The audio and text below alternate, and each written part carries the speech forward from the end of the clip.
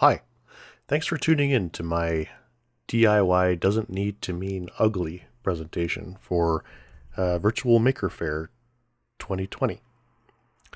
In this presentation, we're going to be talking about how to make your application look good. My name is Wolf. I'm a computer engineer, written a few books, written a few applications, and I am now becoming a great proponent of making your stuff look good. Because up until now, I've always worried about just making it work.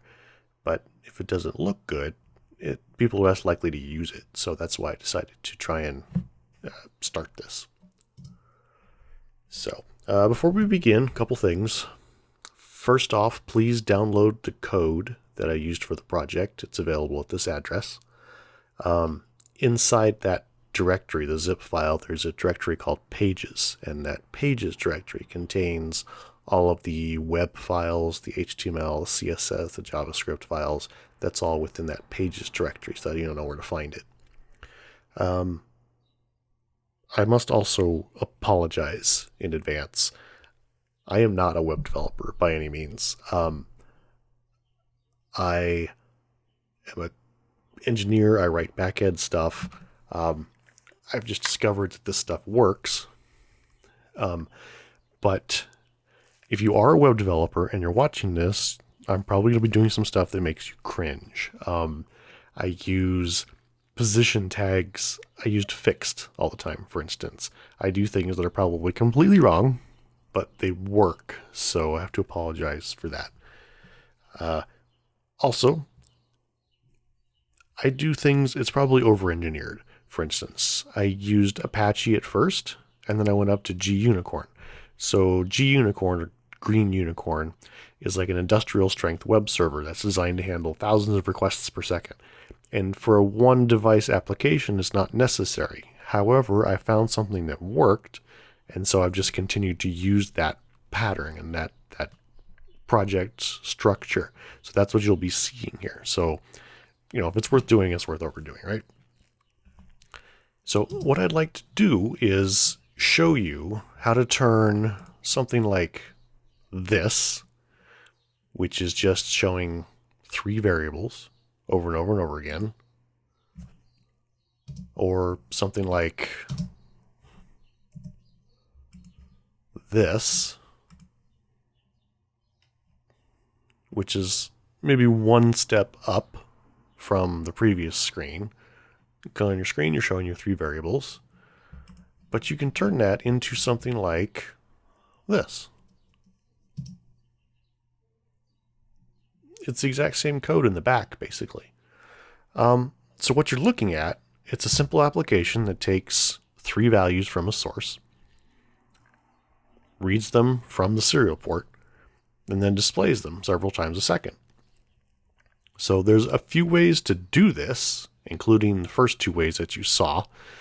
Down and dirty hacks. You just want to get it written. You want to show them off. You want to see what the values are. Great.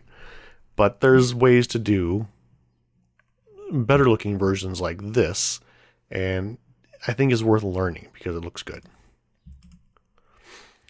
So in order to show the process of what you just saw, I needed values. I needed dummy values. So I'm just running an Arduino in the back. This is just a brief glimpse. It's simple code. I'm not going to waste time on it. Obviously, this is not about Arduino coding. It's just delivering values. Basically, it's spitting out three variables, three random variables, and right into the serial port 10 times a second. That's it. On the other side, you have our Python code. So the Pi, in my case, or whatever computer you happen to be using, is just reading the values as they come in and displaying them.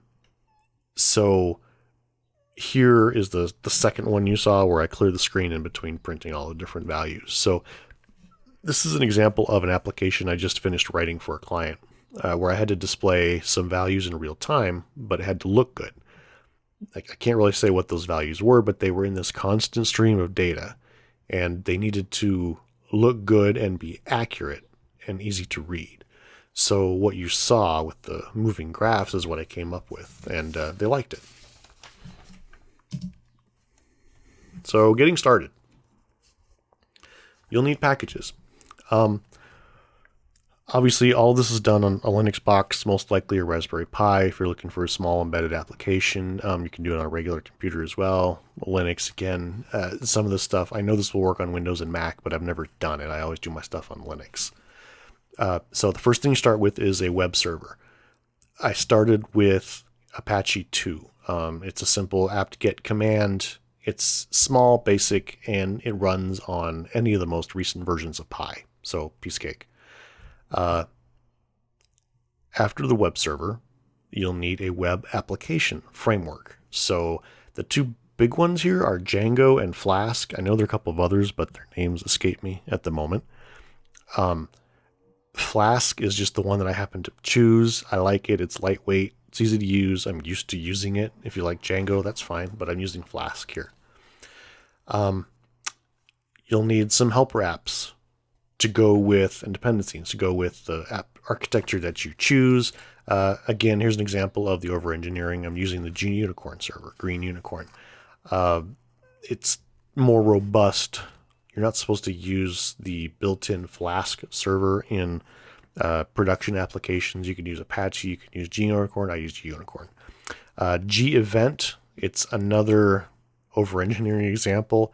It's basically like microthreads or threads light that enables G-Unicorn to work more smoothly. I'd install that. Flask cores is one that I kind of learned the hard way. If you have parts in your application which are communicating through different ports, for instance, localhost 8000 versus localhost 5000, it's quite possible that your browser will prevent you from doing those communications because of this built-in securities that they have now that prevent things like cross-site scripting. So there is a library for Flask called Flask Cores that will help you, that will prevent that from happening and enable you to go between different ports if necessary. Last thing, Python 2, Python 3. I will admit I am still using Python 2. I'm ashamed. All of these libraries here will work with 2. I think 3 is the way to go, though. If I remember correctly, one of them, I think it was G-Unicorn, does not like to work with Python 2.7 anymore. So I would go with 3 if you're just starting out and you have the choice. So this is the basic structure of your application. It's the architecture. Front end, command handler, back end. So the back end, you probably are already familiar with a lot of it in that you've written the basics of it, chances are, in Python. You're reading from the serial port and you're getting the values. The front end is basically a web page. It's HTML, it's JavaScript, it's CSS, etc. Then in between, you have this JavaScript Python intermediary, it's basically an API, which I call command handler. Command handler is it's the linchpin of the application. It is the API. So it takes requests from the front end through this JavaScript function file. It calls some function in the back end to respond to those requests from the front, and then it sends a response back. So it is actually JavaScript and Python based because it uses 2 files. The server communication.js, which you'll find in the pages static scripts directory in the code, and it uses the Python command handler.py to do its thing. So if you're looking at those, this is the JavaScript server communication. It's just a function, post to server. It's just stored in its own file so that it's easier to call from any of the pages that you use. So you don't have to put this function into each one. It's a architecture thing, but basically it has an endpoint where you tell it to go to call the command handler. It puts its requests into a certain format and then sends those to the command handler and waits for a response. It fetches the response and then returns that to the calling web page. With Python, this is the command handler in its most basic form. Even smaller, it's 30 lines of code in this case, right? So you have the command handler definition at the bottom. This listens for JSON requests. Why? If the command is, or for example, in this case, do this, then it does the do this function and then returns a response code and a response message. If the command is, for in this case, show spam, then the command handler calls the do that function, gets a return, returns that in a JSON form, and sends it back to the front. So you can either just purely respond to messages, or you can respond and then return a function, or return a value, sorry. So we talked about the Python, the JSON, the front end. So the front end makes a request. The back end, the command handler, it responds in a format that the front end is equipped to handle. So as it turns out, if you're used to JSON and Python, you know that Python dictionaries basically are JSON. They're perfect for each other. So you have to import the JSON library and use it, but passing variable values back and forth is a piece of cake. You JSONify them, you de-JSON them. It's just basically variables. So the key thing is that you have a function in your command handler or a similar file that can respond to each request the front end could make. So if there's a function, if the user presses a button to call values, you have a function to respond to that. If the user has a button to shut down the application, then you have a function that does that for you. So it's important that no matter what the user does, you have some way of responding to it. You may have or need a database, just like a regular web application. It's not always necessary. It's perfectly easy to get along without one, but you may need one. You may need to keep track of users. You may need to keep track of the state of your application. You may need to keep track of buttons that have been pressed or what application is running where. There's all kinds of things. So if you do need one, Flask comes with a installation of SQLite. Small, lightweight, runs on anything. Have never had any problems with it. So for an example of what our process could be, so the front end, someone presses a button and says, tell me what the current values of all the variables are. That gets passed through the post to server function, JavaScript, to the command handler, which says, oh, I got a request for variable values. Okay, call get current values function. So the get current values function, in our case, reads from the serial port, what's a snapshot, and returns a dictionary. Variable 1 is 10, variable 2 is 20, variable 3 is 30. So command handler will take that response, turns it into JSON, and then returns it to the front end along with a code to let you know whether or not it worked. And this is important. A response code and or a response message. This way you can send a message to the front end, say for instance, if the response code is 1, everything worked great, and here are the values. If the response code is 0, you can let the front end know that I had trouble reading the serial port, so here are dummy values instead, or try again. So that's a way of communicating like within themselves. It lets the back end, let's talk to the front end can talk to the back end, kind of on the down low. Once that works though, then the front end takes that response and then replaces all instances on its page of the variable with the new values. So again, this is showing the command handler. So for instance, a button was pressed on the front page that said show spam. So that show spam command gets sent to the command handler. Command handler determines that it requires the do that function, gets Monty Python, and returns Monty Python as part of the data variable. So that is the back end in a nutshell.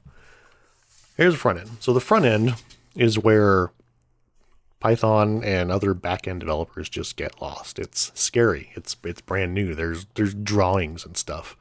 But it's simple. The page is written in HTML. Remember it? It's when we first got started with the web and we created our first index.html. That's all it is. It uses CSS, and CSS is awesome. It puts everything where you want it every time, all the time. Use it. It's great. I love it. I'll go over a little bit more later. And it also uses JavaScript for things like the button clicks, for refreshing parts of the page, for drawing the graphs that you saw earlier.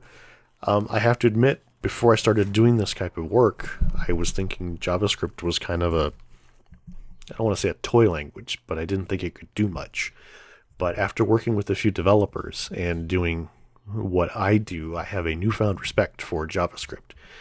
I mean, even without all the different frameworks like React and Node.js and whatnot, but just the basic JavaScript code.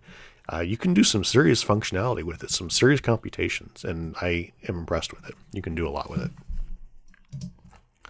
So let's start with the web page, index.html, your basic front page. So it's got the 3 parts. It's got the head, the script section, the body. It's pretty simple. So at the top is your simple stuff, and a lot of this is optional, but it's good to do. You have your head, you have your title, you have the locations of your scripts, locations of your images, fonts, anything you want to use, all that's in the head. The body of the page is down at the bottom. This is where, excuse me, you have your page is formatted and you're using divs. Divs are your friends. Everything has an ID and a class, and it's all put there into the body. And then in the middle, between the script tags, that's where all the functionality is. That's where all the heavy lifting happens. That's where things get sent to the back. That's where things happen. You have functions to respond to button presses and refresh pages and whatnot. So that's on the index. Styles, the CSS. This is where, don't be scared. So there's a lot of information online. I highly recommend w3schools.com. I've been using the heck out of them. They have a ton more information than you'll ever need. And they also do it in a very easy to understand way. They even have places where you can test out the code to try it, to see what's going on with it. Very helpful. So I think the best way of describing CSS, if you've never used it or if you're scared of it, is think of everything as just having a class and then subclasses. So if you're familiar with object-oriented programs, like C++, this is simple because in this case, what you're looking at, say at the top, you have a data graph display container. It's a class. It means that any item on your page that you give a class name of data graph display container will look like that. It'll have that background color, that width, that height. Below that, though, you have a subclass. So now say you have a data graph display container, but the subclass is variable 1. That means it's going to look exactly like the main class, but now you're putting it in a particular place, in the position absolute. If you have one called variable 2, you're putting it in a different place. And variable 3 in a different place, but they all look the same. Likewise, the data graph display title you see at the bottom. Any labeling that you put on your page that you give that class, it's all going to look the same. It will all have that font size, that color, everything. So it's a perfect way of making sure that no matter what you do on different pages of your application or whatever, it will always look the same. And that goes a long way towards making your application look like a coherent whole. So after the CSS is, of course, the JavaScript. So again, don't be scared. W3 Schools, again, awesome learning location. They have tons of examples and more information than you'll need. As far as hints for you, in Chrome at least, there is a menu option, more tools and developer tools, which will bring up, the console application on the right of the screen, which is great for debugging. It's the equivalent of printf or print if you use the console.log. So that way you can put console.log and print things, and you will see them show up on that little page. Great for debugging. Indentation is helpful, not necessary, but very helpful, particularly if you have hundreds, if not thousands of lines of code. Indentation really helps you keep track of what function is what variables are global, where you are within if statements and while statements and whatnot. Recommended. And finally, semicolons. I have read that semicolons are optional. Do not believe it. I've lost hours in debugging because I had missed a semicolon somewhere, and you get some weird error that has nothing to do with the line that's missing the semicolon, and you spend way too long debugging it.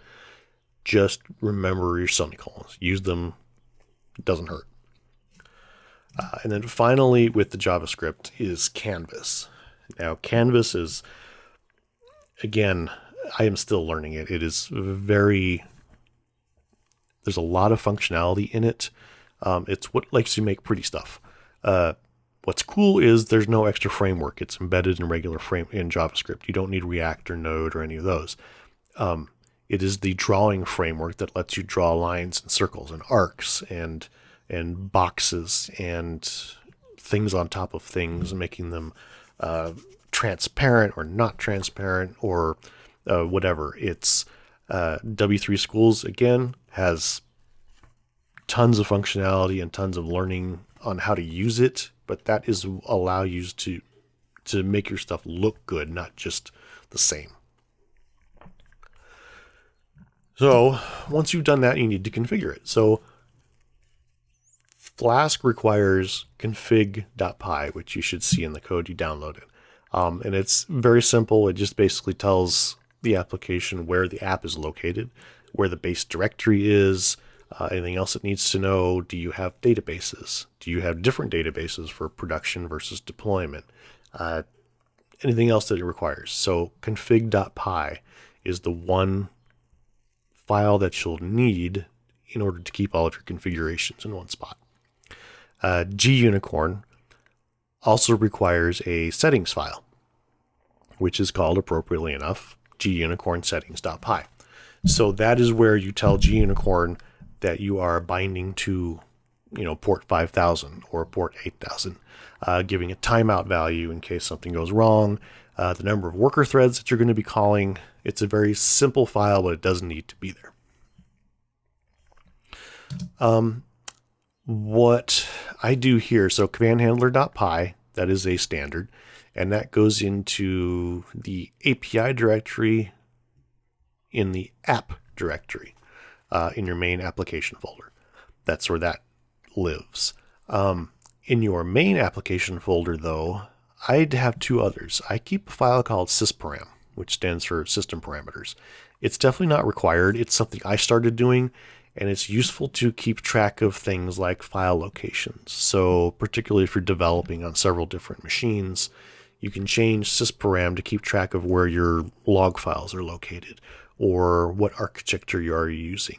Or if you're reading from different serial ports, which port are you using? What's the baud rate? If you keep those in your sysparam, you only have to change it in one place. This is similar to the pound defines in C code or C++ code. You just have to keep it in one place. And also the pages directory. So the pages directory inside the main app directory is just where I store all of my web files. Because ordinarily, when you're running your app, either on the Pi or a machine, the web files are stored within the var www HTML directory and on your computer's root directory. If you store your code like in a repo, it's difficult to commit changes in your var directory to your repo. So rather than deal with that, I just keep a local copy of all of my var files inside my pages directory so that everything gets committed at the same time, and it's just an easy way to do it. So that's my suggestion to you. So once you've configured it, then you have to start it. So there's two parts, three parts. You have to start the web server, you have to start the application, and then you have to look at it. So the web server application is basically one command. So from inside your main app directory, you issue the command you see there, gunicorn, workers, threads, config, all that stuff. So what this does is tells you to start the gunicorn server with one worker, means you only need one worker to listen to requests. Use 4 threads just to handle possible concurrency issues. It just, in my experience, it runs more smoothly if you have more than 2 or 3 threads. Then you're telling gunicorn where the config file is, in this case, gunicorn settings.py. You're telling it to use gevent for those many threads that I mentioned earlier. And you're telling it the name of the app and where it is, presentation, in this case, presentation and app. So once that's running, then all you need to do is start your browser. Start up your browser and just navigate to localhost, and you'll see your index file. Now, another nice thing about it is that if you're running on a standalone app, you can run it in kiosk mode from the command line. So in this case, on a regular machine, if you run this command, Chrome browser, window size, kiosk, etc. So what it does is if you run it in kiosk mode, you don't have the address bar or the back buttons or any of that stuff that makes it look like a browser. Instead, it looks like a simple application that is running. All these command line flags, there is a ton of them, and you'll probably end up using them, but you can set the size of your window, you can turn the kiosk on or off, you can disable error messages if they come up, you can disable swipe to go back on touch screens. I mean, there's tons of stuff, but all that can be embedded into a command line command. So in this case, this will open up a kiosk browser in Chrome, 800 by 480, and it will navigate to the local host. So something like that command to start your application will show it all in one window. So once it's running in the back end, you need to be able to see it, and that will bring it up. So that's about it. There's a lot here. I know I probably could have done an hour-long session easily. I didn't realize how much is packed into this. So I just wanted to give it an introduction of what's possible. Go over the code. Like I said, feel free to download it, play with it, run it, try it, experiment with it. Try it on different machines too. It runs the same, but you'll have different experiences with a full-size screen, for instance, or with the Pi and the. I really like the Pi and the little 7-inch touchscreen because you can make yourself a little embedded device there, and with this web app architecture running on it, it's a very simple way to create a self-contained box that does things. Plus, you can SSH into the Pi, you can do programming, you can change things on the fly, and when you're done, you still have this self-contained box that looks pretty cool. The screenshot you're seeing here is from a Pi. It's running on a Pi with a 7-inch screen, and as you can see, that's the entire screen. There's no desktop, there's no address bar, there's no back buttons or anything like that. It starts up, it does this, and it looks like one box. So it's pretty neat, and it makes it look professional. That would be my one takeaway from this, is that you spent a lot of time on your app. You're doing incredible things with the back end and the computation. So spend some time and make it look good, because people are going to interact with your stuff. And if you make it work and make it look good, they're more inclined to use it and come back to it. And I think you end up leading a better impression in general. So anyway, thanks for listening. Thanks for tuning in, and have fun. Good luck.